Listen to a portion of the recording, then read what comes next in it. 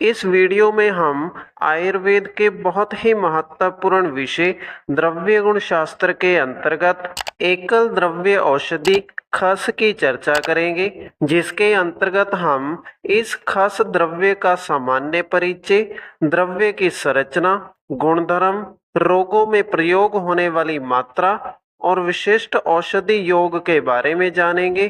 तो खस द्रव्य से संबंधित इस पूरी जानकारी को अच्छे से जानने और समझने के लिए वीडियो को अंत तक जरूर देखिएगा। खस द्रव्य की व्याख्या में सबसे पहला हेडिंग इसके सामान्य परिचय का लिखा है, जिसकी व्याख्या में खस द्रव्य के अलग अलग भाषाओं में वर्णित नाम लिखे गए हैं। संस्कृत में इसे उशीर, अम्रिणाल, सेव्य, नलद, जलवास, समगंधिक, वीरणमूल कहा जाता है। हिंदी में इसे खस, गाडर की जड़, पन्नी कहा जाता है। इसके अलावा मराठी में बाला, बंगला में खस, वेन्ना और खसखस, गुजराती में बालो, अंग्रेजी में खसखस और इसके बाद अंत में लैटिन में इसे वेटिवेरिया जिज़ोनोइडिस कहा जाता है। इसके बाद अंत में खस की कुल का नाम लिखा गया है, जो कि ग्रैमिनी लिखी गई है। इसके बाद अगला हेडिंग खस के वनस्पतिक परिचय का लिखा है, जिसकी व्याख्या में लिखा है दलदली प्रदेशों में विशेषकर बंगाल, बिहार एवं दक्षिणी भारत के प्रदेश में खस के शुप अधिक पाए जाते हैं। तो इस व्याख्या के अनुसार खस के शुप अर्थात छोटे आकार के पौधे होते हैं, जो कि दलदली प्रदेशों में पाए जाते हैं। खस के यह शुप विशेष रूप से बंगाल, बिहार और दक्षिणी भारत के क्षेत्रों में पाए जाते हैं। इसके बाद अगला हेडिंग खस के पत्र का लिखा है, जिसकी व्याख्या में लिखा है सरकंडे की तरह लंबे, पतले, नुकीले तथा कहीं कहीं कांटे होते हैं। तो इस व्याख्या के अनुसार खस के पत्ते सरकंडे के पत्तों की तरह लंबे और पतले होते हैं, जो कि आगे से नुकीले होते हैं।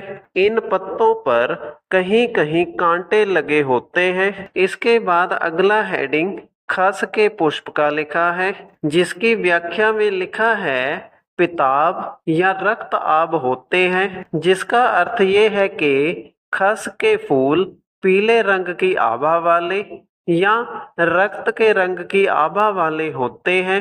इसके बाद अगला हेडिंग खस की मूल का लिखा है, जिसकी व्याख्या में लिखा है बहुशाखा प्रशाखा युक्त तथा सुगंधित होते हैं। इन्हें ही औषध प्रयोग में लिया जाता है। तो इस व्याख्या के अनुसार खस की मूल अर्थात जड़ अनेक शाखा युक्त होती है, जो कि सुगंध से युक्त होती है।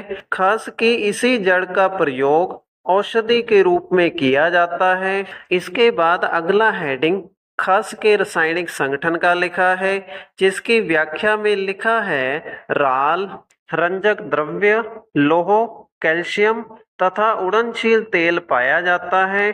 खस के इन लिखे गए रासायनिक संगठनों का प्रयोग आधुनिक चिकित्सा शास्त्र में औषधि बनाने के लिए किया जाता है। इसके बाद अगला हेडिंग खस के गुणधर्म का लिखा है, जिसकी व्याख्या में खस के रस, गुण, वीर्य और विपाक के बारे में लिखा गया है।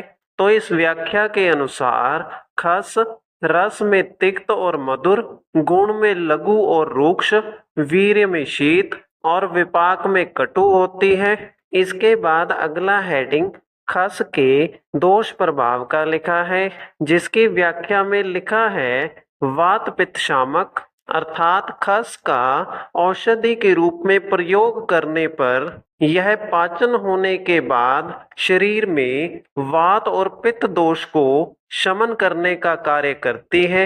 इसके बाद अगला हेडिंग खस के रोग प्रभाव का लिखा है, जिसमें उन रोगों या लक्षणों के नाम लिखे गए हैं जिनके लिए खस या खस से बनी हुई औषधि का प्रयोग किया जाता है। खस के रोग प्रभाव की व्याख्या में रक्तपित्त, दाह, तृषा, मूत्रकृच्छ, विषविकार, ज्वर आदि रोगों के नाम लिखे गए हैं। इन रोगों में रक्तपित्त का अर्थ रक्त का पित्त दोष से दूषित होकर शरीर के विभिन्न छिद्रों से बाहर निकलना है। दाह का अर्थ शरीर में गर्मी का बढ़ना है। तृषा का अर्थ प्यास लगना है। मूत्रकृच्छ का अर्थ यूरिन की मात्रा का कम होना है। विष विकार का अर्थ विष के सेवन से होने वाला शरीर पर प्रभाव है। ज्वर का अर्थ बुखार होता है। इसके बाद अगला हेडिंग खस के प्रयोज्य अंग का लिखा है, जिसकी व्याख्या में खस की मूल का नाम लिखा गया है, जिसका अर्थ ये है कि खस से औषधि बनाने के लिए इसकी जड़ का प्रयोग घटक द्रव्य के रूप में किया जाता है। इसके बाद अगला हेडिंग खस की मात्रा का लिखा है, जिसकी व्याख्या में खस की मात्रा 10 से 30 ग्राम लिखी गई है। खस की यह मात्रा एक सामान्य पुरुष या वयस्क व्यक्ति के लिए लिखी गई है। इसके बाद अगला हेडिंग खस के विशिष्ट योग का लिखा है, जिसकी व्याख्या में खस से बनने वाली औषधियों के नाम लिखे गए हैं। इन औषधियों में तृण पंचमूल क्वाथ, उशीर आसव, शरबत खस, इत्र खस का नाम लिखा गया है। तो इसी के साथ हमारी इस वीडियो का विषय एकल द्रव्य औषधि खस का वर्णन यहीं पर समाप्त होता है।